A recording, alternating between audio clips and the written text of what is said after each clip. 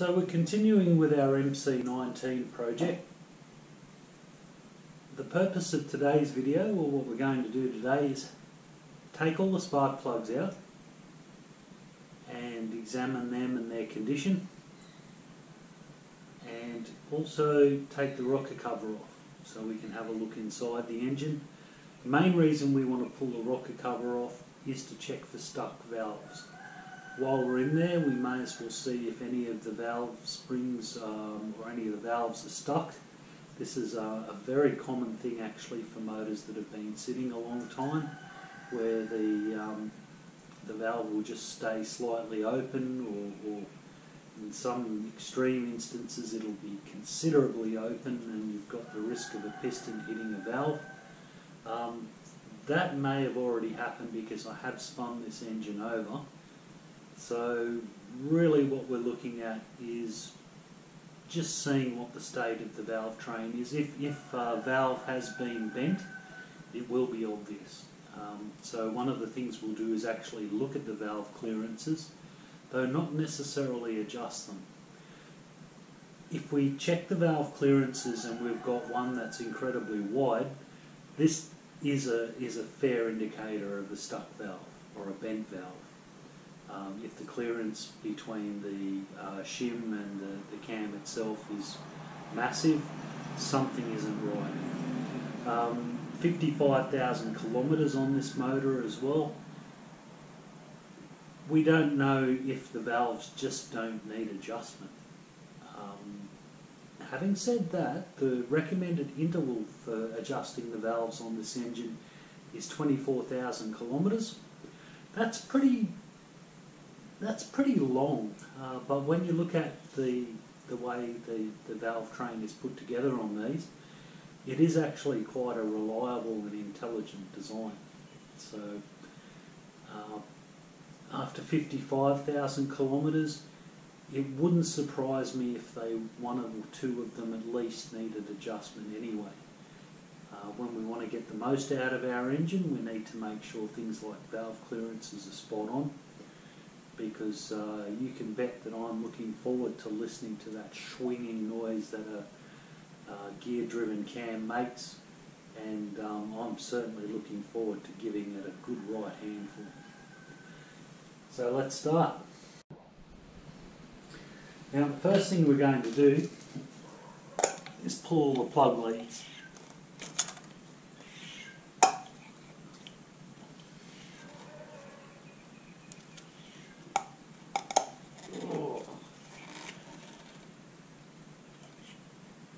Wet.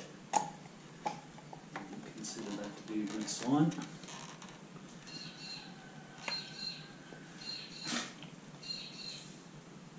Now the cylinders are marked are 1 to 4, starting from the left. So that's cylinder 1, that's lead number 1. Cylinder 2, that's lead number 2. Cylinder 3, that's lead number 3, and cylinder 4. Now, cylinder 4 actually had its cap removed at some point, and they used it to check to see if the engine had a spark, which is quite valid. What they should have done is put the cap back on properly rather than just leaving it sitting there with a spark plug dangling off it. And as a result, that particular that particular cylinder, the recess that the spark plug sits in, was actually full of water. And we've just found water in number 3 as well. So I think what we need to do is number the spark plug leads so we don't confuse them, and from there we need to blow out those recesses and get any water and any dirt out of them before we expose the engine to it. Right now we're looking at the coil packs at the top of the motor. So where you can see the tips of my fingers there, the handlebars are just out of your field of view. The coil packs, of course, are under the tank, under the airbox. We've removed both of those, and somebody has already very cleverly numbered our leads for us. So 1, 4, 2, and then I would assume that partial one there is a 3. You can do that to your motor. It's not a bad idea. Would have done the same thing myself, in fact. Or you might just number your individual leads. We are going to tuck the leads out of the way though. We don't want them getting in the way. So it's not a bad idea to mark it at this end, and then you don't have to worry about any bits of masking tape or markings on the other end getting in the way or being damaged or lost. Now, anybody who has ever confused the plug leads on a motor knows how frustrating it can be getting them right. So this should hold true for your motor as well. If you have an MC19, what you can see there, that 1-4, is that a 3? Let's have a look at which lead this is. Okay, so that's number 4 there.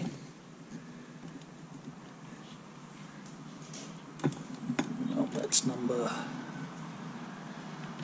number 3. So that one there is number 3, and that must be a 2. Let's double check that. And that is a 2. So we might even go so far as to freshen up the marking on that.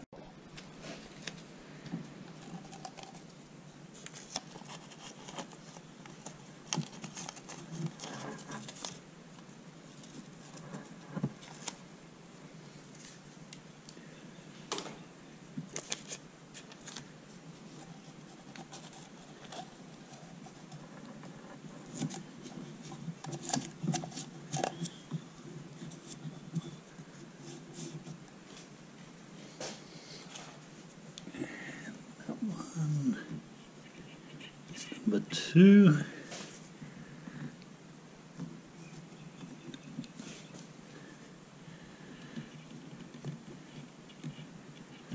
That one is number 3. And this little gem here goes all the way around the back, and that's number 4. Clear as mud. Okay.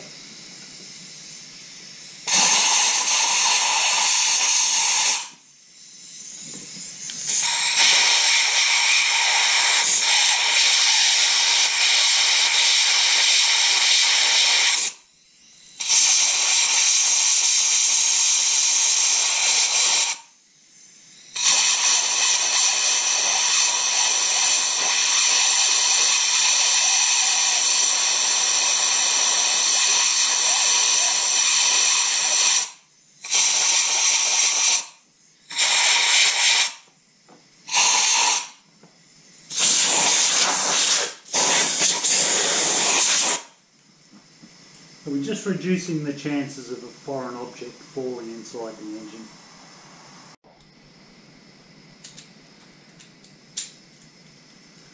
Right, let the games begin.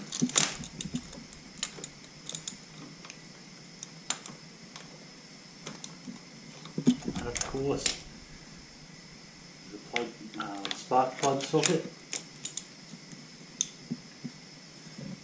Oh, not too bad actually.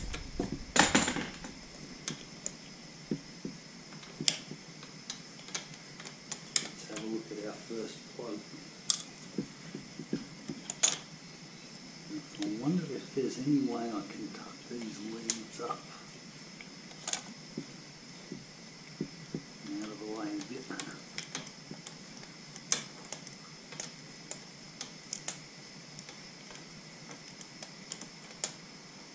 This is going to give us a bit of an insight.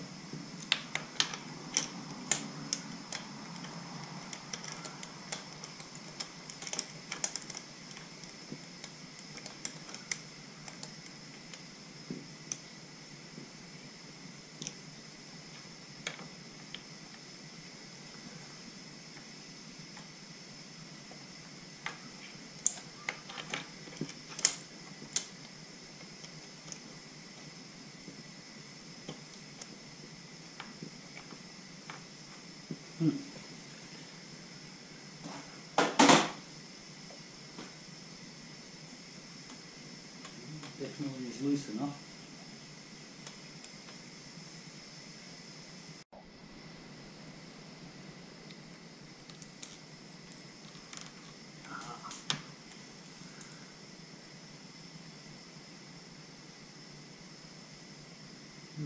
Interesting. That little gem, by the way, you can get at most auto parts stores. It's basically a magnet. That end is a magnet, and it's on a little, there's the actual stick part of it. Sorry, shorter words today. Is bendable, so you can do all sorts of interesting stuff with that. Now that's the first plug come out. That plug is wet, and I don't mean with water, I mean with fuel. So that's interesting to me.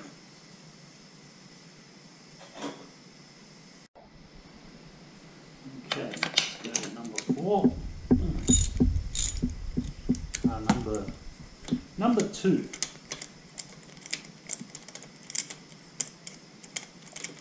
Let's get it right.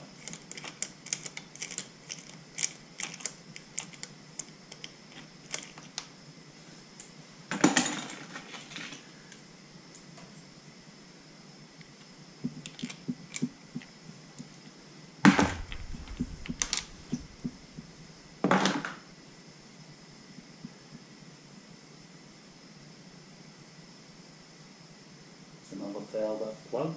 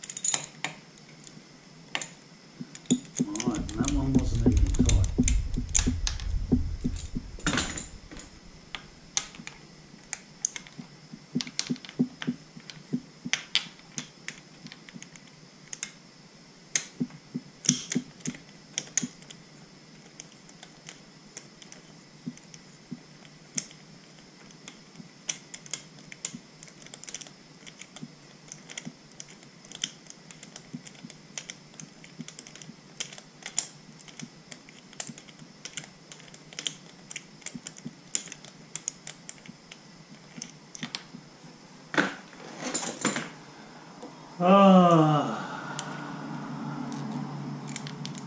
don't like plugs that aren't tight.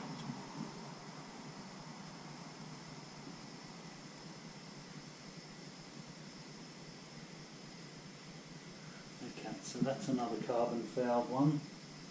And I can still smell fuel on it.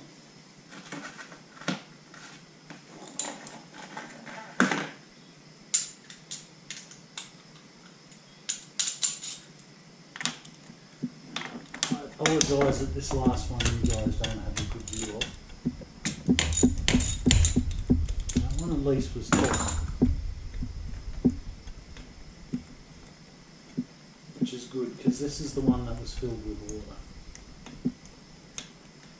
Now the plug number 3, the one that wasn't tight, that could have gotten splashed when we flushed out the cooling system. I gave the cooling system a quick dodgy flush because I didn't want rusty water all over the workshop floor. There are actually times when I stop and I clean this workshop out, or my little corner of it anyway.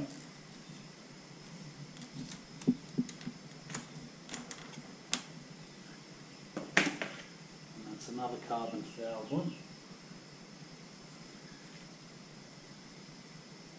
Can smell unburned fuel on them. So that's interesting because the bike came without a fuel pump, and the guy I bought it off said the fuel pump didn't work.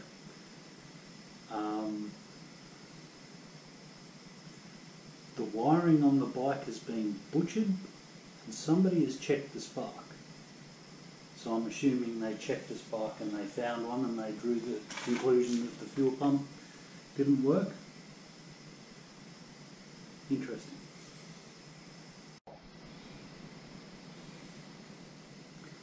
Now the next step, of course, is to take that rocker cover off and have a bit of a look inside.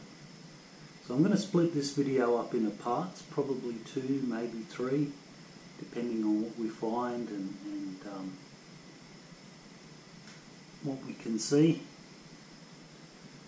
So part 2 of this video will be removing the rocker cover.